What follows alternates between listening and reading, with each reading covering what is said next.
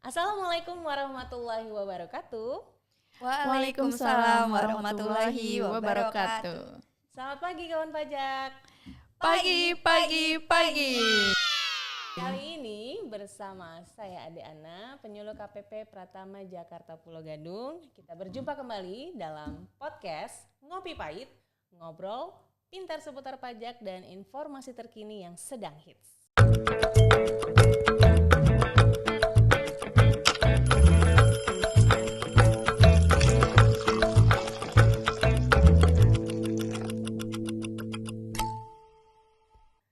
Dalam podcast kali ini, kita akan mengupas seluk-beluk pelayanan administrasi perpajakan di KPP Pratama Jakarta Pulau Gadung. Dan sudah bersama kita para frontliner KPP Pratama Jakarta Pulau Gadung yang cantik-cantik. Selamat datang kepada Kak Nina. Hai kawan pajak. Halo semuanya. Dan kemudian ada juga Kak Puri. Halo kawan pajak.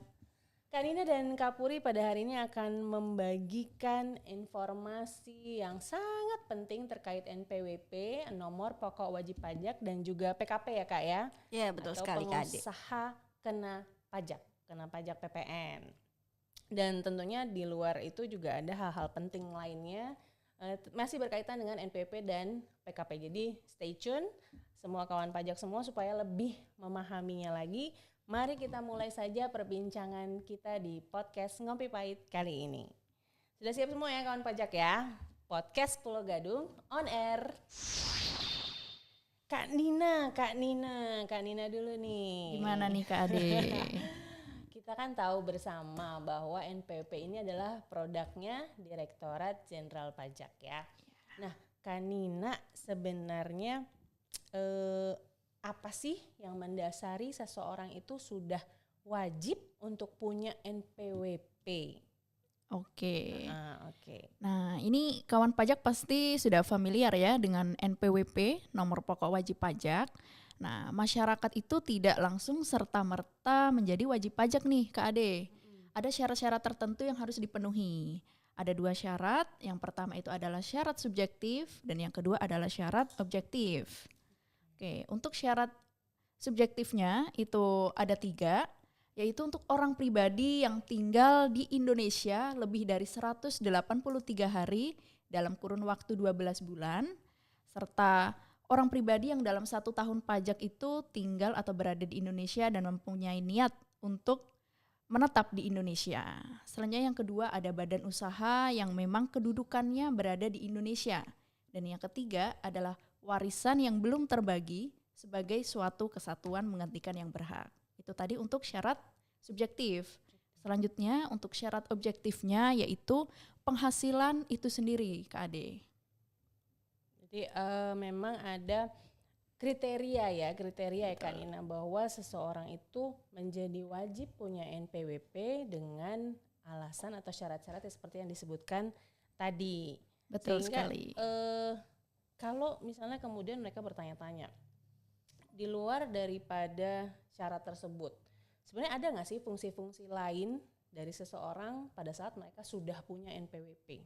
Oke. Lainnya. Nah, NPWP sendiri diketahui bahwa NPWP itu adalah identitas atau tanda pengenal yang diberikan oleh Direktorat Jenderal Pajak untuk wajib pajak dalam melaksanakan administrasi hak dan kewajiban perpajakannya Kak Ade.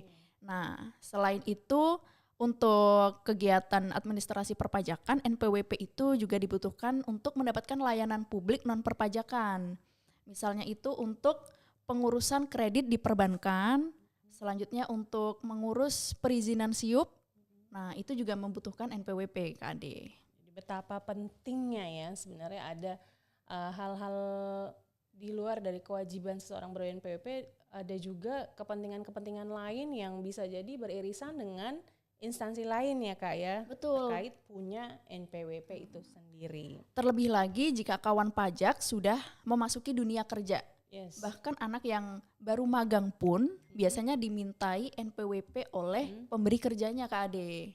Karena sudah pastikan perusahaan tersebut akan melaksanakan kewajiban perpajakan bagi karyawannya. Seperti memotong ataupun menyetor pajak milik karyawannya. Betul, iya betul ya. Jadi kembali kita ke syarat subjektif dan objektifnya ketika si anak yang mau magang nih misalnya ya, kita sudah yakinkan dia akan punya menempel syarat objektif berupa penghasilan, maka di situ dia sudah mulai punya kewajiban untuk bisa segera memiliki NPWP.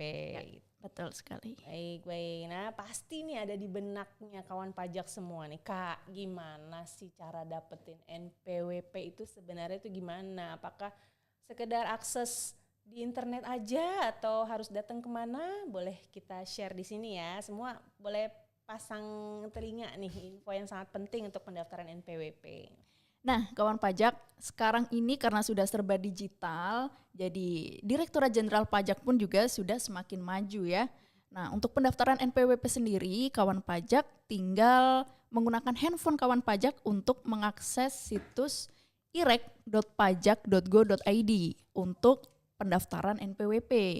Jadi kapanpun dan dimanapun, kawan pajak bisa mendaftarkan NPWP secara online tanpa harus datang ke kantor pajak dan berantri berlama-lama untuk antri pendaftaran NPWP secara manual. Lebih baik langsung melalui online. Oke, tapi kondisi apakah yang masih membolehkan kawan pajak datang ke kantor pajak, Kak, terkait NPWP?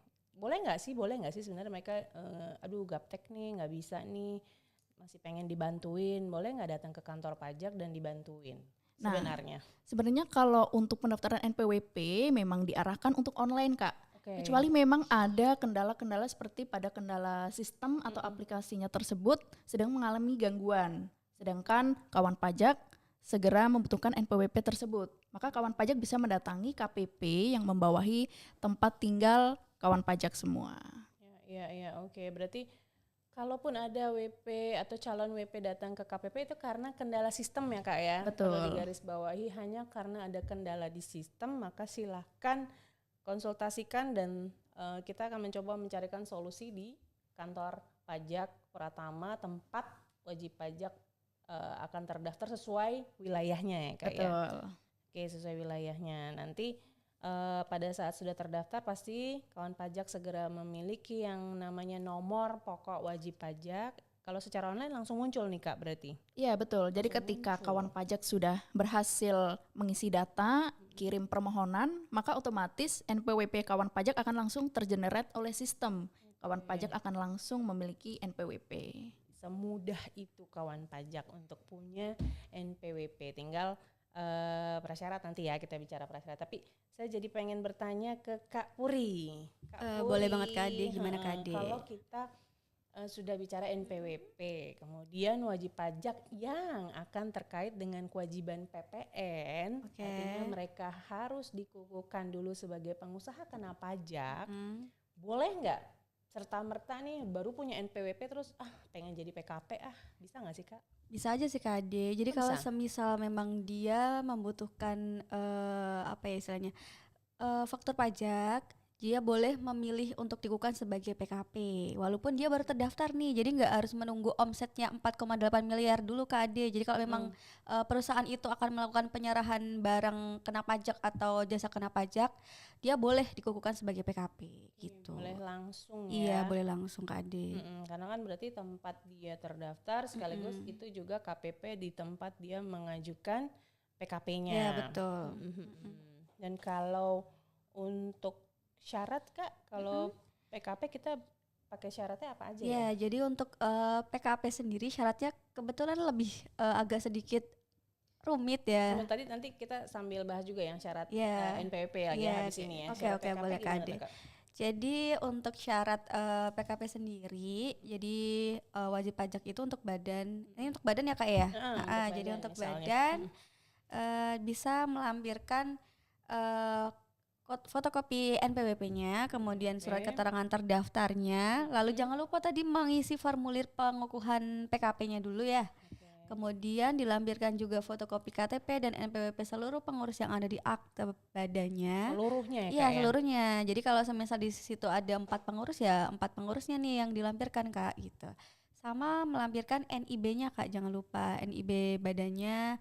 kemudian melaporkan SPT tahunannya. Kalau memang sudah wajib lapor ya Kak ya. Kalau Iya. misalnya dia baru ya berarti belum wajib Oke, ya. heeh. Terus dicek lagi untuk pengurusnya harus aktif juga dan harus melaporkan SPT tahunan 2 tahun terakhir, dilampirkan nanti bukti pelaporannya. Si orang pribadinya Ya, ya. betul sekali. Nah, nanti dilampirkan juga ini kan jadi kalau badan kan punya tempat usaha ya. Nah, itu tuh statusnya bagaimana? Apakah sewa atau milik sendiri atau sewa virtual gitu. Jadi ada dokumen Ya. yang menyatakan status dari Status kepemilikan tempat. Kalau misalnya sewa dilampirkan surat sewa, lalu kemudian milik sendiri jadi ada dilampirkan bukti kepemilikan tempat. Kalau sewa virtual harus melampirkan surat perjanjian sewa dengan pihak virtual. Nah, untuk sewa virtual sendiri ada tambahan syarat. Jadi jika kita menyewa di tempat virtual, si tempat virtualnya tersebut memang mempunyai klasifikasi lapangan usaha sebagai kantor virtual. Jadi kalau semisal dia sewa tempat virtual itu bukan sebagai klasifikasi tempat virtual tempat virtual, jadi dia nggak bisa menyewakan tempat itu sebagai kantor virtual karena di NIB-nya dia tidak memiliki izin, istilahnya begitu. Jadi dipastikan memang tempat tersebut ber-NIB kantor virtual gitu. Nah, itu kan dilampirkan nanti dokumennya, lalu kemudian ada surat pengukuhan PKP-nya si kantor virtual tersebut juga dilampirkan gitu Kak Ade. penting sekali kalau kita bicara lokasi ya kalau tentang PKP. Betul. Lokasinya tuh harus jelas betul bagi para calon-calon PKP. Nah, tadi ke-skip Kak Nina, maaf. Kalau syaratnya orang punya NPWP berarti harusnya lebih mudah ya. Karena Ya, kan awalnya tentu. nih, apa aja sih yang perlu disiapkan para wajib pajak orang pribadi maupun badan deh, yang biasanya agak lebih banyak dikit badan nih. Oke. Kalau orang pribadi apa? Untuk punya NPWP dulu nih, kita mundur dulu nih kawan pajak. Oke, kita bahas yang untuk persyaratan pendaftaran NPWP bagi orang pribadi. Ini kita bicara mengenai pendaftaran online ya, Kak Ade ya.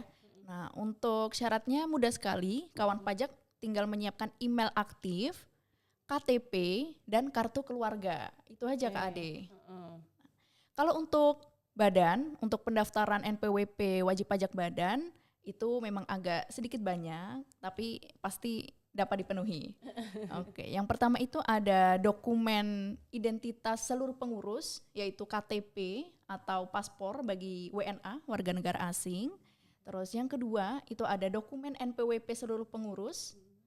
Yang ketiga itu ada akta pendirian atau dokumen pendirian, dan juga jika ada akta perubahan dilampirkan juga, serta ada surat keterangan penunjukan bagi BUT, Badan Usaha Tetap. Selanjutnya yang terakhir itu ada dokumen SK pengesahan dari Ditjen AHU.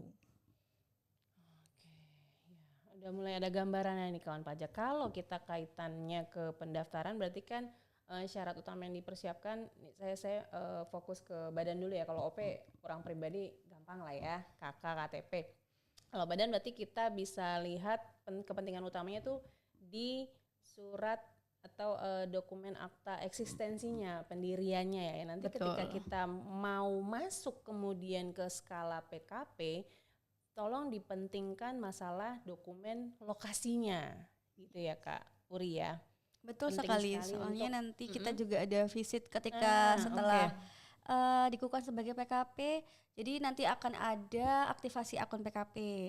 Nah, untuk aktivasi akun PKP itu akan dilakukan visit ke AD. Jadi kita harus memverifikasi apakah data yang diberikan seperti alamat, kemudian ada tidaknya kegiatan usaha di situ, valid apa enggak gitu. Jadi kalau semisal alamatnya istilahnya tidak ditemukan ya istilahnya diragukan ini kebenaran datanya gitu. Berarti durasinya nih kalau kita bicara durasi NPWP dulu ya. Durasi NPWP jadi dalam berapa hari nih Kak? 1 hari kerja Kak Ade. 1 hari kerja, cepat banget kawan pajak. Kalau durasi PKP Kak berarti Kalau untuk surat pengukuhan PKP-nya sendiri akan keluar di hari itu juga sebenarnya Kak Ade. Cuman untuk bisa aktif itu paling lama 10 hari kerja karena kita harus visit tadi Kak Ade gitu.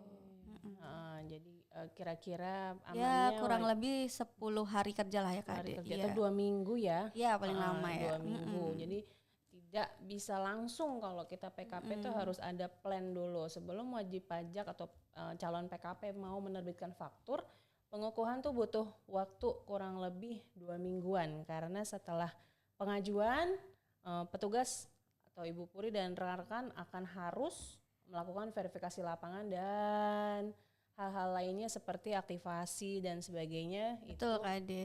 Durasinya kurang lebih Paling lama 2 minggu. Jadi ya bisa lebih cepat nanti. Ya. tergantung dokumennya Tergantung lengkap atau dokumen, tidak ya. iya, betul. Dan keberadaan si Betul wajib sekali. pajak. Oke deh, durasi clear ya. Jadi nggak bertanya-tanya lagi ini kalau bikin PKP bisa nggak hari ini juga? Enggak. Nggak bisa PKP butuh karena waktu. kita butuh visit. Aku tuh ketemu Bapak Ibu di tempat lokasi usaha. Oke, masalah waktu udah. Terus kalau kita ke NPWP Kak Nina, NPWP kita ini kan harusnya sudah dipadankan sama NIK. Betul. NIK pasti suka pada bertanya-tanya deh kawan pajak kita nih. Kalau saya punya KTP berarti saya udah punya NPWP atau belum? Lalu bagaimana sih yang dimaksudkan pemadanan NIK-nya nih di saat sekarang? Pemadanan NIK NPWP-nya tuh bentuknya gimana Kak Nina? Oke. Jadi sejak Juli 2022 itu Direktorat Jenderal Pajak itu sudah menggalakkan untuk pemadanan NIK NPWP. Karena nantinya kita akan sejalan dengan program pemerintah KAD yang namanya SIN, Single Identity Number. Jadi kita hanya memiliki satu nomor untuk seluruh administrasi layanan publik. Nah, jadi untuk pemadanan NIK NPWP itu sendiri bisa dilakukan secara online maupun datang ke KPP terdekat. Nanti akan kita bantu, akan petugas pajak bantu untuk melakukan pemadanan NIK NPWP. Nah, untuk masyarakat yang masih di bawah 18 tahun, 17 tahun yang belum memiliki KTP, itu juga bisa mendaftarkan NPWP namun bergabung dengan kepala keluarga. Oke, karena memang secara syarat juga belum wajib ya Kak ya. Betul. Mereka belum memenuhi ketentuannya. Jadi diantisipasinya adalah menggunakan NPWP kepala keluarga ya. Jadi ada anak kecil yang mungkin punya penghasilan karena selebgram atau artis apa, maka cara mengcovernya adalah tadi kita pakai NPWP kepala keluarganya. Iya, betul gitu Kak Ade. Dan anak tersebut pun bisa juga mendapatkan kartu sendiri. Oh, oke. Nah, setelah melakukan penggabungan NPWP dengan NPWP kepala keluarga, nah itu yang disebut dengan namanya cetak NPWP keluarga. Anak tersebut akan memiliki kartu NPWP sendiri. Nah, di situ untuk NPWP-nya tetap sama. Tetap sama. Nomornya sama dengan nomor NPWP kepala keluarga. Oke. Dan artinya di saat sekarang juga kalau kita balik ke NIK lagi, yang mendaftarkan NPWP saat ini artinya pasti sudah dipadankan. Betul. NIK-nya. Karena pasti, ya. ketika kawan pajak itu daftar secara online melalui IREK, itu di situ ada kolom untuk mengisi nomor KTP atau NIK dan juga nomor kartu keluarga. Di situ maka akan divalidasi dengan data Dukcapil. Otomatis ya. Berarti. Betul. Oke, jadi kalau yang saat sekarang baru bikin NPWP pasti NIK-nya langsung dipadankan secara otomatis. Ya. Kalau yang sudah lama dan butuh bantuan boleh ke kantor pajak terdekat kalau ada masalah. Kalau tidak ada masalah sebenarnya silahkan cukup mengakses DJP online aja ya Kak ya. Iya, betul. Itu bisa dilakukan secara mandiri. Evin, mungkin ada lagi pertanyaan kalau NPWP itu Evin tuh gimana Kak Nina kalau electronic filing identity number dibutuhkan untuk mengakses DJP online-nya kawan pajak, bisa kita dapat di mana? Oke. Untuk Evin sendiri pun juga terbagi dua ya. Untuk Evin orang pribadi dan Evin badan. Kalau untuk mendapatkan Evin orang pribadi, itu kawan pajak bisa datang ke KPP terdekat. Jadi tidak harus ke KPP terdaftar, Kak Ade. Jadi misal nih, kawan pajak itu waktu daftar NPWP itu berada di Solo. Nah, cuman sekarang kawan pajak sudah domisilinya di Jakarta. Jadi nggak perlu lagi balik ke Solo untuk dapat Evin, tapi bisa ke KPP yang berada di Jakarta. Oh, sudah memudahkan ya kalau untuk orang pribadi. Kalau badan Kak? Nah, lain halnya untuk badan. Nah, kalau untuk badan usaha itu cara mendapatkan Evin harus datang ke KPP terdaftar. Oh, harus datang ke PKPP terdaftar ya. Jadi kalau memang badan usahanya berdomisili di sana ya pasti harusnya pengurusannya di KPP sana dong ya. Kan usahanya juga misalnya di Pulau Gadung, karena usahanya juga di Pulau Gadung ya pengajuannya pastinya deket dong sama KPP-nya. Jadi silakan kalau untuk Evin harus di lokasi itu hanya khusus untuk badan saja. Kalau orang pribadi boleh di mana aja. Jadi teringat PKP juga nih Kak. Gimana Kak Ade? Kak Puri, kalau PKP itu sendiri boleh nggak sih kita permohonan online yang diberi kemudahan seperti si NPWP ini? Berbeda dengan NPWP, untuk PKP mohon maaf saat ini belum ada saluran online-nya Kak. Jadi harus tetap diajukan melalui loket TPT atau kalau semisal tidak bisa hadir bisa melalui pos gitu. Melalui jadi, pos Kak. solusinya ya. Betul Kak Ade. Tinggal syarat-syaratnya syarat-syarat harus lengkap dan datanya harus benar ya. Jadi amannya sih lebih baik datang secara langsung. Jadi kalau semisal ada kekurangan berkas jadi bisa langsung disampaikan. Jadi nggak tertunda lama gitu. Benar juga sih. Lebih enak berkomunikasi dengan petugas pajaknya juga gitu ya. Di KPP terdaftarnya Betul, juga. harus KPP terdaftar. Iya. Dan paling cukup penting nih karena sering ditanyakan juga di KPP. Kalau si sertifikat digital Kak yang menempel dengan si PKP ini, dia punya waktu berapa lama sih buat kita pakai? Untuk sertifikat elektronik sendiri dia hanya berlaku selama 2 tahun. Hanya 2 tahun dan nanti ketika dia sudah daluarsa bisa diajukan kembali, bukan diperpanjang tapi diajukan kembali ya Kak ya. Tapi memang wajib pajak mengenalnya dengan istilah perpanjangan. Sebenarnya bukan perpanjangan tapi mengajukan kembali sertifikat elektronik gitu. Mengajukan kembali setelah kira-kira belum habis 2 tahun tuh udah harus siap-siap pengajuan kembali ya. Betul, amannya begitu biar nggak ada kendala membuat faktur pajak ya Kak. Soalnya kan kita nggak bisa buat faktur kalau sertifikatnya daluarsa. Terus nggak bisa lapor PPN kalau sertifikatnya daluarsa. Sedangkan kita nggak boleh telat lapor PPN. Karena nanti akan kena denda. Sayang 500.000 melayang ya. Sudah ada pesan-pesan bahwa kita mesti tertib ya baik masih belum PKP ataupun sudah PKP apalagi PKP yang terkait PPN dendanya aja udah berapa 500.000 loh Kak. 500.000 cuma jadi karena kalau terlambat misal kalau nggak ada kegiatan pun untuk PKP karena sudah memilih sebagai PKP tetap wajib lapor ya Kak. Soalnya kalau nggak lapor sayang 500.000 padahal istilahnya nggak ada kegiatan nih, nggak ada istilahnya nggak ada pemasukan tapi malah buat bayar denda kadang nggak lapor PPN. Sayang ya guys ya. Betul. Jadi mohon diperhatikan mungkin itu menjadi pesan-pesannya Kapuri ya untuk para PKP dan calon PKP. Mohon diperhatikan tenggat waktu pelaporan. Betul sekali Kak. Tertib sekali dengan SPT PPN-nya. Atau ada lagi nggak sih Kak yang perlu dipesan-pesankan kepada para PKP dan yang akan menjadi PKP nih di KPP? Jadi mungkin ini aja sih kan karena PKP tadi ada aktivasi akun ya, itu tuh harus diajukan paling lama harus diajukannya harus dengan direktur. Jadi ketika kita visit ke lapangan kita harus bertemu dengan direkturnya atau salah satu pengurus yang ada di akte. Jadi harus saat ke lapangan itu ya. Jadi harus ditemukan. Lalu kemudian nanti ada aktivasi lagi ke loket. Jadi direkturnya akan datang ke KPP terdaftar dan tidak bisa online dan harus dilakukan oleh salah satu pengurus yang ada di akte. Biasanya gini, kadang kan sudah divisit, kenapa saya harus datang lagi ke kantor gitu? Karena memang di peraturan memang dipersyaratkan datang kembali untuk mengaktifkan akun PKP tersebut karena akan diberikan kode aktivasi lalu kemudian akan ada password yang dikirim ke alamat email terdaftar wajib pajak tersebut gitu. Nah, itu memang harus dilakukan oleh direkturnya, hanya sebentar kok prosesnya, nggak lama. Nggak lama ya, yang penting sudah fix jadi PKP. Lalu kemudian kan nanti karena PKP itu menempel dengan sertifikat, karena biasanya kan yang PKP awal tuh belum punya sertifikat, diajukan sekalian itu nanti waktu datang kembali pada saat aktivasi akun itu sekalian mengajukan sertifikat elektronik. Nah itu harus diajukan oleh direkturnya atau salah satu pengurus yang ada di akte juga, tidak bisa dikuasakan oleh karyawan.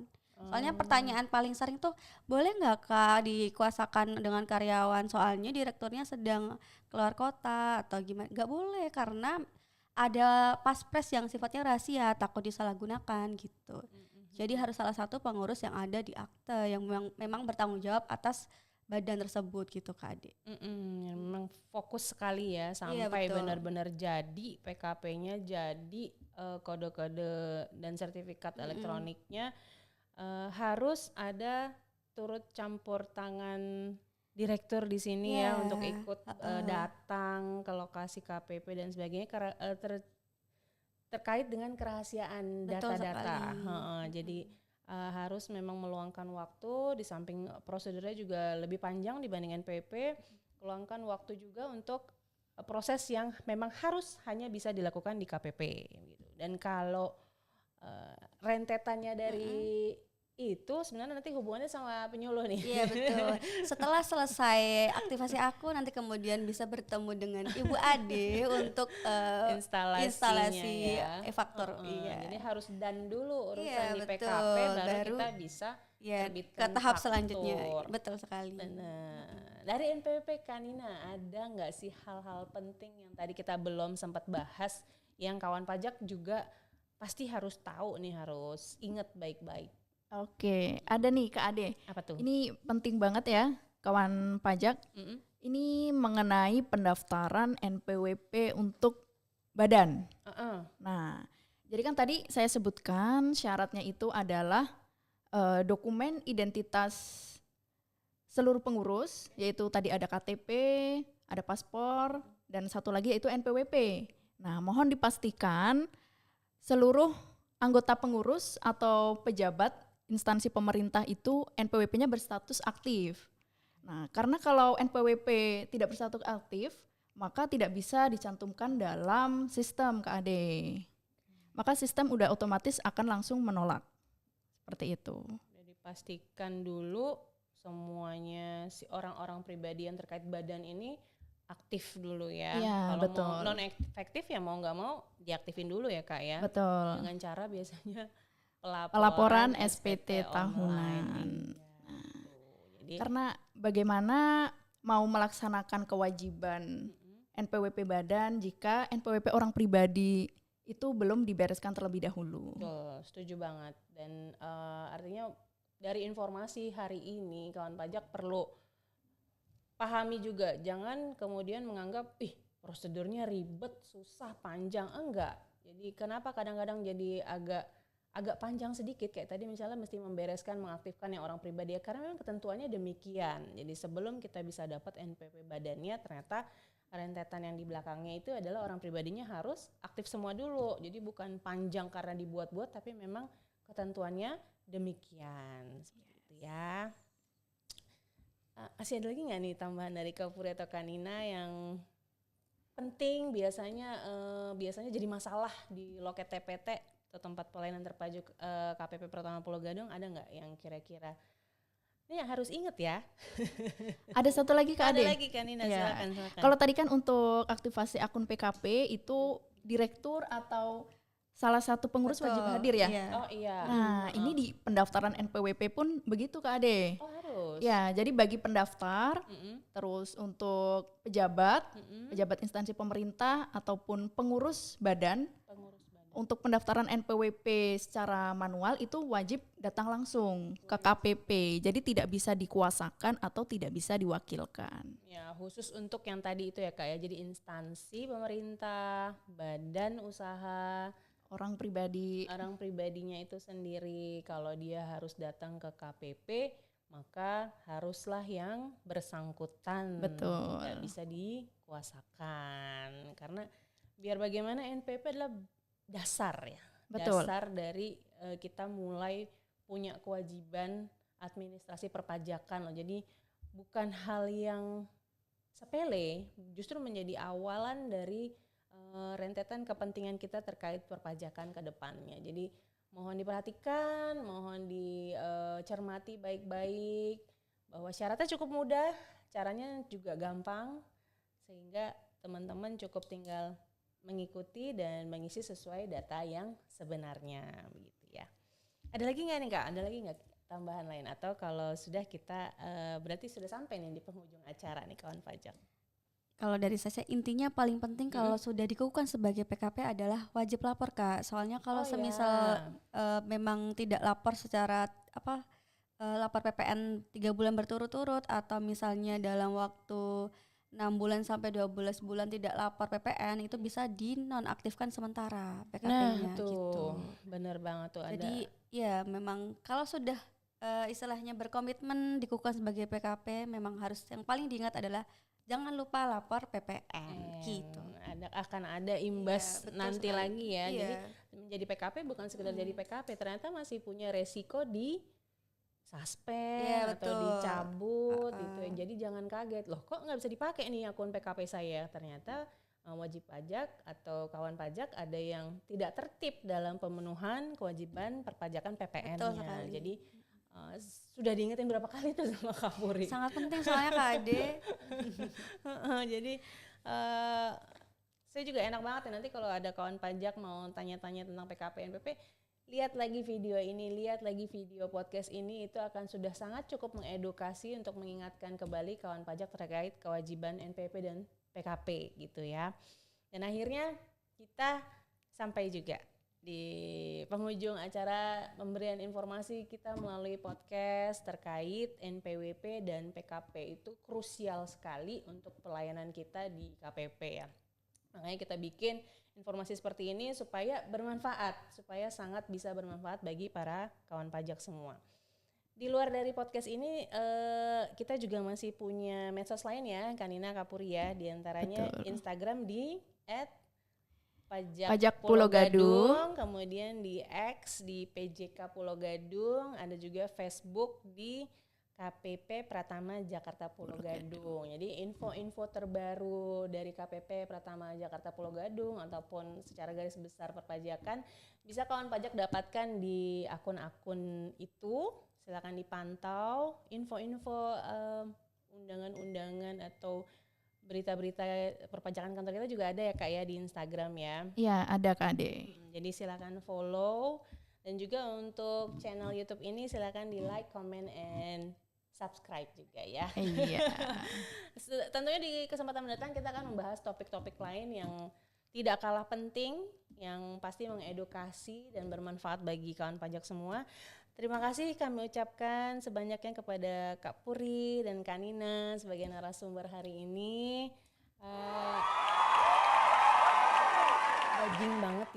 Daging banget ya bisa tahu info NPWP dan PKP tanpa harus ke KPP. Cukup lihat di YouTube channel aja. Makasih banyak Kak. Makasih juga Kak Ade. Terima kasih juga Kak Ade. Sama-sama. Terima kasih kawan pajak yang sudah menyaksikan. Iya, tetap jaga kesehatan, patuhi protokol kesehatan. Kemudian kita juga mohon maaf apabila ada salah-salah kata dalam penyampaian ini. Pajak kuat, APBN sehat, Indonesia maju. Salam. Assalamualaikum warahmatullahi wabarakatuh.